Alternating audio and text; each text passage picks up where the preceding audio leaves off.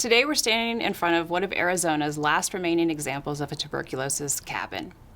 But before we talk about the cabin behind me, let's first talk about the history of tuberculosis in Arizona and why it was so important to the state.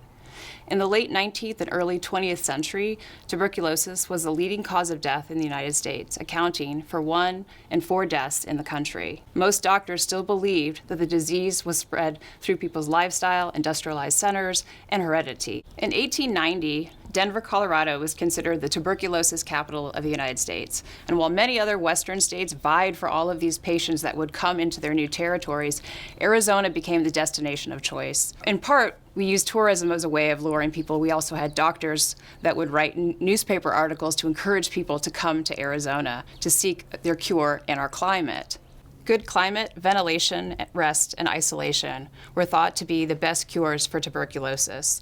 And true to the newspaper's predictions, Arizona became a mecca for tuberculosis, for people suffering from the disease.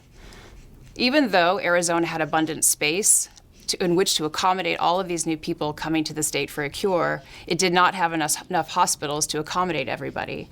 As a result, tent camps sprung up around outside city centers. Places like Phoenix, Tucson, Prescott, and Cave Creek were the primary locations for housing all of these consumptive patients in essentially temporary tent cities. They began as tent camps, where they literally would be a canvas tent resting on a frame structure. Oftentimes they would have a ramada similar to the one that we're at today. So even though these tent cities and tent camps were in different climatic regions in the state, they did share common features. Some of those features include the fact that they're temporary in nature, that they could be picked up, they could be moved. They also had windows that were typically screens that you could open up and you could create cross-ventilation. You could have doors that would open and create cross-ventilation. You would oftentimes have porches where people could sit outside and take in the air. The cabin at the Cave Creek Museum was once part of the Desmond Sanatorium, which was in operation in Cave Creek between 1920 and 1929. In fact, it was only about a mile down the road from where we're sitting today. The sanatorium was owned by Sam and Helen Jones, and it was in operation until the Great Depression forced the sale because they could no longer support the property.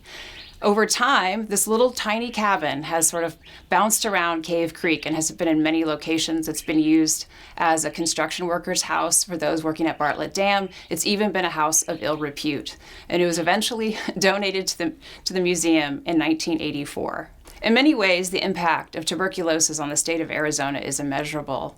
To begin, we were able to achieve statehood based on the number of consumptive patients coming to the state. It also helped propel our tourism industry, which is one of our number one economic drivers in the state of Arizona. It also implemented the first zoning regulations in order to deal with what was called the sanatorium problem.